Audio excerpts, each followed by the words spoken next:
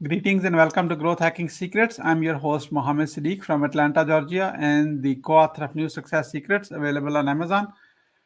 On this episode, we have a special guest, James Cermak. James is the host of Trade Show University podcast. Please join me to give a warm welcome to our guest, James Cermak. James, welcome. Thank you. Thank you, Mr. Siddique. It's an honor to be here today. Thank you. James, let me start with this. Where were you? What happened? Who you were surrounded with that inspired you to get into trade shows, which is almost like right now, everything is transformed in last 12 months? Oh my gosh, yes.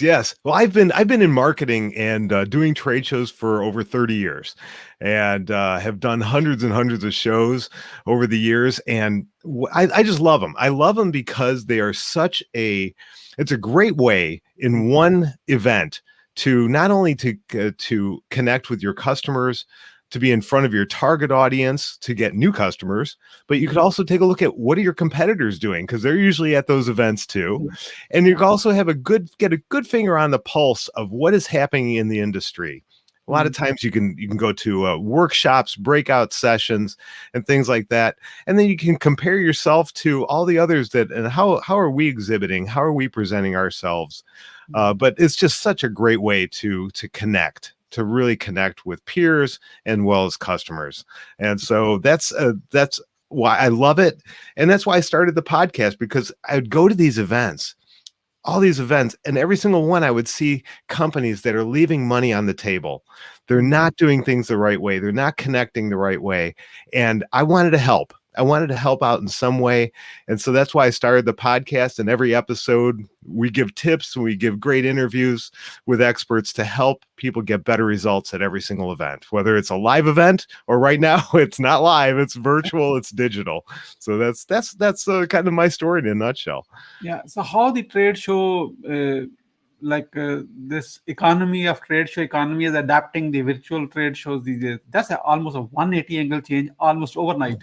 Oh my gosh, yes, it was a horrible way to have to transition, because everything shut down, and then for a month or two, everyone was trying to figure out what are we going to do, and as we saw that the pandemic wasn't going away anytime soon, everyone started to shift to let's have a virtual event, and excuse me, they it wasn't a really smooth transition. It was kind of bumpy and it was kind of messy, and it still is a little bit, but we're getting better. There's a lot more technology. There's so many more wonderful tools and platforms that are available to companies to effectively host a trade show, or for someone who is a business that is going to be exhibiting at a trade show.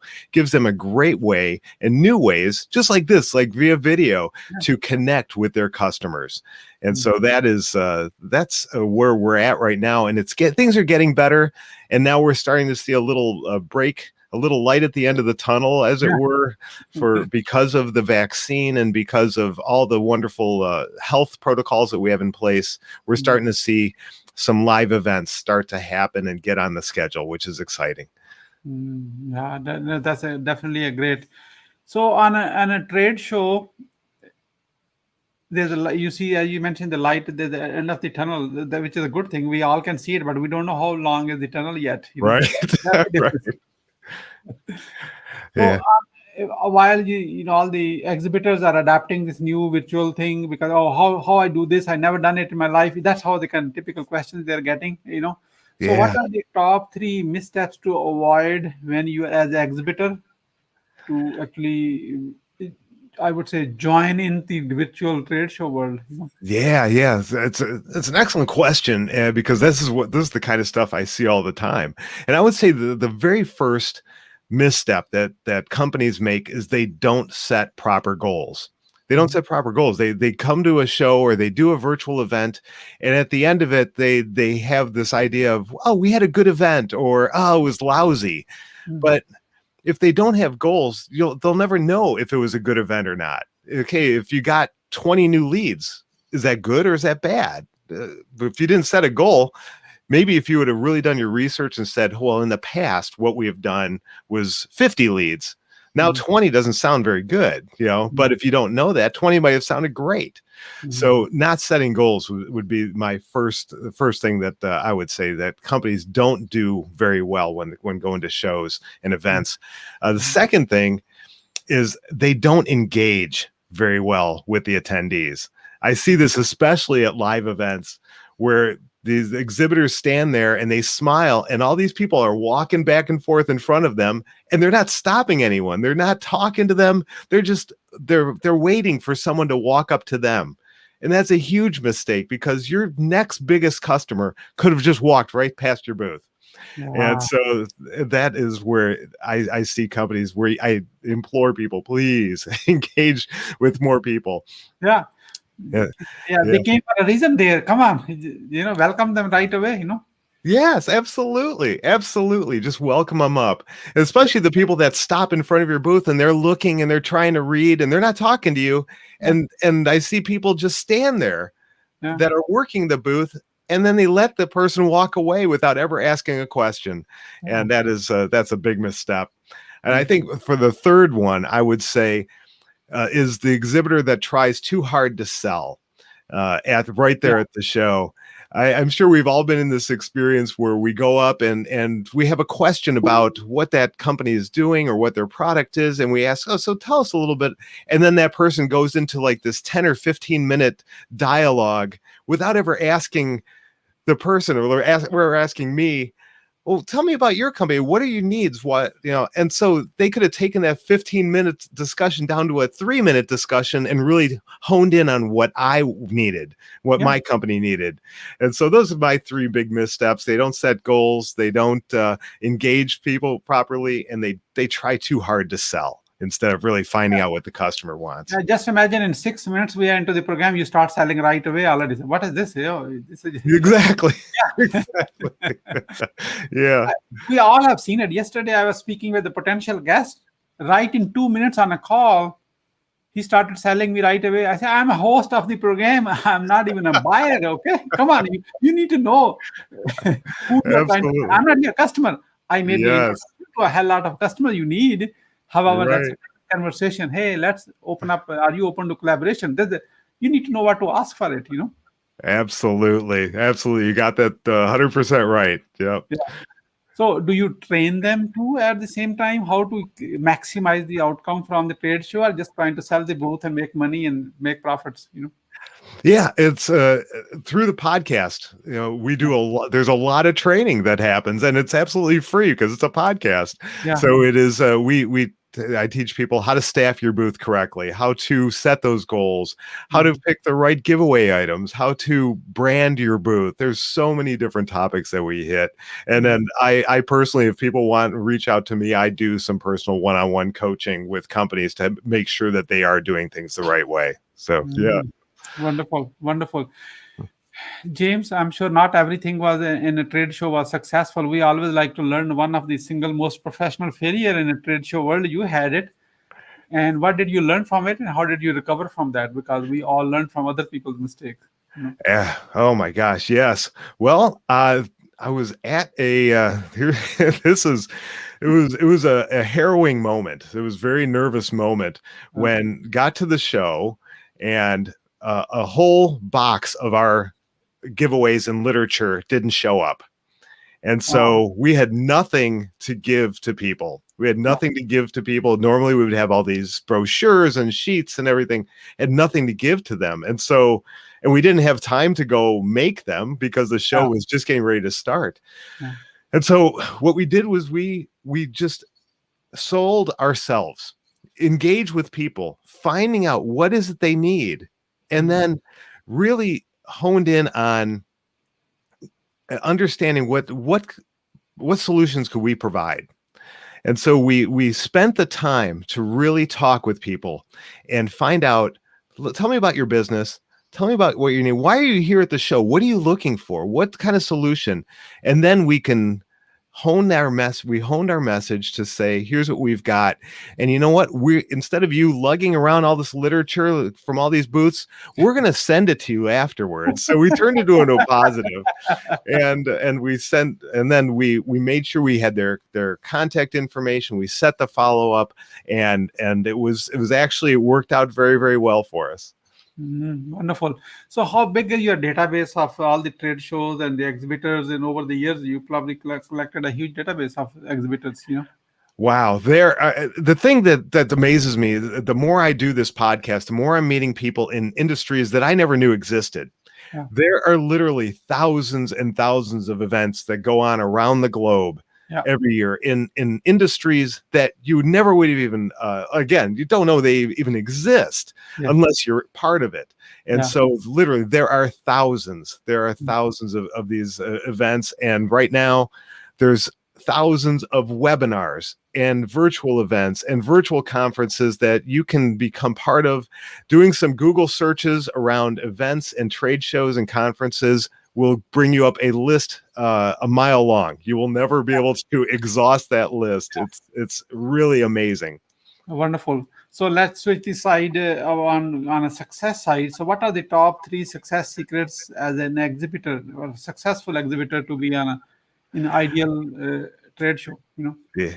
Okay. Yeah. Okay. I'm going to give 3 of my secrets. Okay. They kind of go along with the missteps a little bit. So my number 1 secret is to have a question that you're going to ask every single person that you see. And it can be just a quick question that tells you a little bit of something about that customer and qualifies them in some way. Okay. And maybe you could have a second question, but it's got to stop them. And what we normally hear at trade shows is, "Oh, how you doing?" And, "Oh, you enjoying the show?" And that doesn't make me want to stop and talk to you. Yeah. I'm busy. I have a lot of booths to see. Yeah. So what you need to ask them is something very, very simple that's going to stop them. And like I said, and qualify them. I'll give you an example. This happened to me years ago. I was walking past a booth and they asked me, they said, "Hey, do you use PowerPoint?" And it stopped. I'm like, "Yeah, I do." And they said, "Do you want to see something really cool?" I'm like, "Yeah, I do. I want to see something cool." And they had me. It was a PowerPoint training company. Yeah. And so they quickly qualified me. They asked me if I use PowerPoint, and that stopped me, made me think just for a second. Yeah. And then, "Do you want to see something cool?" Well, who doesn't want to see something cool? So if you could think of those kind of questions for your business that could stop somebody, quickly qualify them, and then get them into your process, that is a great tip for anybody. That's a great success secret. The second thing is to talk to as many people as possible. So as people are walking by, as soon as you're done talking to that person and you've gotten their information, or maybe you quickly realize, you know what, this person's not qualified. They're not going to ever buy from me. Then let them go. That's fine. Or if you're done, you're doing your demo, you've talked to them, you had a great conversation. As soon as they're done, the next person you see, start talking to them. Don't stand around. Don't wait for people to walk up to you. Go and see that next person and quickly ask them that question. Ask them that question. So talk to as many people as possible. And then I would say the third thing is to prepare the person for a follow-up. So when you go to these shows, there could be hundreds of booths and you're going to talk to hundreds and hundreds of people. So if I'm following up after a show and I didn't make a specific mark on their memory that we were going to follow up, they might ignore my call or not remember who I was. So I would say at the end of your conversation, confirm everything and say, "Hey, you know what? You want information about product ABC? I'm going to call you. Do you have your calendar out? How about next Tuesday at noon? I'm going to call you and I'll give you all the information about product ABC and everything that we talked about today. And is that good for you?" Confirm that. Okay, great. And then after they leave, you want to send them an email, maybe with a picture of the product or a picture of your booth, and confirm that time. "Hey, I'm excited to talk to you next Tuesday at noon about product ABC."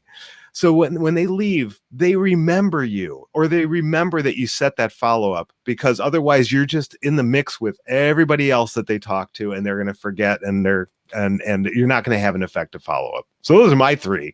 Those are Yeah, my three that's wonderful. secrets. And now I was listening very carefully. The really good one, James. Do you also say that whatever the product is, take the brochure and take a selfie with that, and brochure is in front of you, so that way, I love it. you I know, love it. That's a great idea. That's a it's the great same idea. product. They know the product. It's Right. like somebody's holding a book almost. Instead of a book, is that flyer, Yes. and you're in together. Send the damn thing to that text message to him, or in these days tag on a social media. Guess what? Their close other friends you will get more leads from that process. Absolutely. I love it. These are great. I'm going to write those down. I'm gonna write those down because, yeah, anything that you can do that can immediately bring that your conversation up in their memory, because they were excited when they talked to you. You're bringing a solution to them that can maybe make them money or save them money or some sort of efficiency. You're bringing a solution, and if you can remind them, they're going to be happy again. They're going to want to talk to you. Yeah, definitely. Because selfie will help them to recall the whole thing. Because they Right. will not everybody is doing it anyway.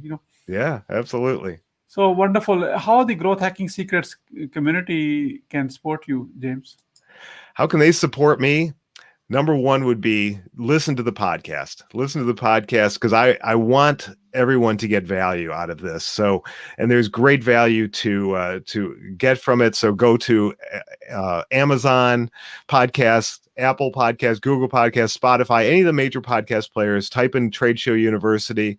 And the official title is Trade Show University for virtual and live events. So go to any of those and listen in. We have over 80 episodes with tons of great interviews, great tips. So go there and listen and subscribe.